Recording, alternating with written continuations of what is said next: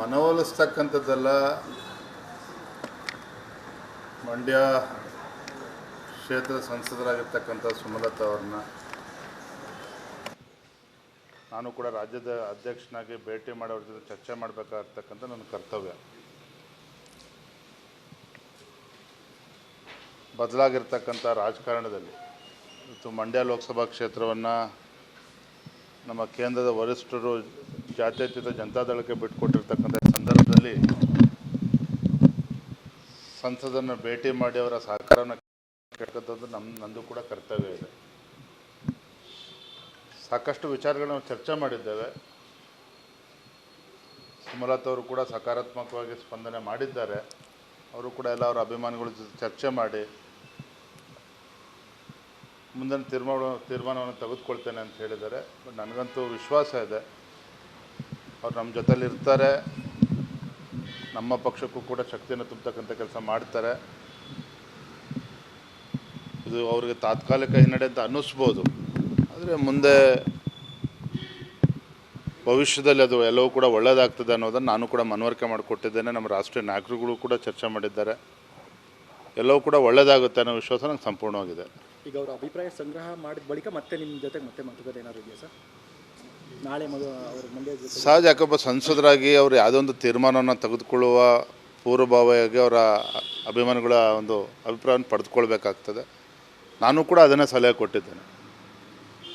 ಅದು ಒಟ್ಟಾರೆಯಾಗಿ ನಮ್ಮ ಚರ್ಚೆಗಳು ಒಳ್ಳೆ ರೀತಿಯಲ್ಲಿ ಆಗಿದೆ, ಒಳ್ಳೆ ತೀರ್ಮಾನವನ್ನು ಮಾಡ್ತಾರೆ ಅನ್ನೋ ವಿಶ್ವಾಸ ನಂಗೆ ಸಂಪೂರ್ಣವಾಗಿದೆ. ಅವರು ಗೆದ್ದಾಗಲೂ ಕೂಡ ಬಿಜೆಪಿಗೆ ನೈತಿಕವಾಗಿ ಅವರು ಬೆಂಬಲ ಸೂಚಿಸಿಕೊಂಡೇ ಬಂದಿದ್ದಾರೆ. ಸೊ ಮೈತ್ರಿ ಆದ ನಂತರ ಮಂಡ್ಯವನ್ನು ಬಿಟ್ಕೊಡ್ತಾ ಇರೋದು ಅವ್ರ ಗಮನಕ್ಕೆ ತಂದಿರೋ ಅವ್ರಿಗೆ ಅತಿ ಚರ್ಚೆ ಮಾಡಿದ್ದಾರೆ. ನೋಡೋಣ, ಎಲ್ಲವೂ ಕೂಡ ರಾಷ್ಟ್ರ ಮಟ್ಟದಲ್ಲಿ ಚರ್ಚೆ ಆಗಿದೆ. BJP ಮತ್ತು ಜಾತ್ಯತೀತ ಜನತಾದಳ ನಮ್ಮ ಏನು ಅವ್ರ ಜೊತೆ ನಾವು NDA ಸೇರಬೇಕು ಅಂತಕ್ಕಂಥ ಕೂಡ ದೆಹಲಿ ಮಟ್ಟದಲ್ಲೇ ಚರ್ಚೆ ಆಗಿರ್ತಕ್ಕಂಥದ್ದು. ಹಾಗಾಗಿ ಮೇಡಮ್ ಅವರು ಕೂಡ ಎಲ್ಲವೂ ಕೂಡ ಅದರ ವಿಚಾರಗಳು ಅವ್ರಿಗೂ ಕೂಡ ಸಾಕಷ್ಟು ಮಾಹಿತಿಗಳು ಇದೆ. ಇದು ನಡುವೆನೂ ಸಹ ನರೇಂದ್ರ ಮೋದಿಜಿಯವರಿಗೆ ಶಕ್ತಿಯನ್ನು ತುಂಬತಕ್ಕಂಥ ಕೆಲಸ ನಾನು ಕೂಡ ಮಾಡಬೇಕು ಅನ್ನೋ ಒಂದು ಸದಾಭಿಪ್ರಾಯ ಕೂಡ ಸುಮಲತಾ ಅವರಲ್ಲಿದೆ. ಹಾಗಾಗಿ ಎಲ್ಲವೂ ಕೂಡ ಬರೋಂಥ ದಿನಗಳು ಒಳ್ಳೆಯ ನಿರ್ಧಾರವನ್ನು ಮಾಡ್ತಾರೆ ಅನ್ನೋ ವಿಶ್ವಾಸ ನಂಗೆ ಸಂಪೂರ್ಣವಾಗಿದೆ. ಥ್ಯಾಂಕ್ ಯು, ಧನ್ಯವಾದ. ಹಾಂ, ಪ್ರತಿ ಬಾರಿ ಕೂಡ ಈ ಥರ ಅಸಮಾಧಾನಿತರಿಗೆ ಒಂದು ಜವಾಬ್ದಾರಿ ಅಂತ ಹೇಳ್ತಾ ಇದ್ದೀರಾ. ಈ ಸುಮಲತಾ ಅವರಿಗೆ ಯಾವ ಜವಾಬ್ದಾರಿ ಕೊಡುವಂಥ ಸಾಧ್ಯತೆ ಇಲ್ಲ? ಆ ಜವಾಬ್ದಾರಿಗೆ ಏನಾದರೂ ಕೂಡ ಅವರು ಸಮಾಧಾನ ಆಗ್ತಾರಂತ ಎಲ್ಲವೂ ಕೂಡ ನಮ್ಮ ರಾಷ್ಟ್ರೀಯ ನಾಯಕರು ಚರ್ಚೆ ಮಾಡ್ತಾರೆ. ಅದು ನನಗಂತೂ ವಿಶ್ವಾಸ ಇದೆ. ಸುಮಲತಾ ಅವ್ರದ್ದು ಅವ್ರದ್ದೇ ಆದಂಥ ಒಂದು ಶಕ್ತಿ ಇದೆ. ದಿವಂಗತ ಅಂಬರೀಷ್ ರವರ ಒಂದು ಲೆಗಸಿ ಏನಿದೆ, ಇದೆಲ್ಲವೂ ಕೂಡ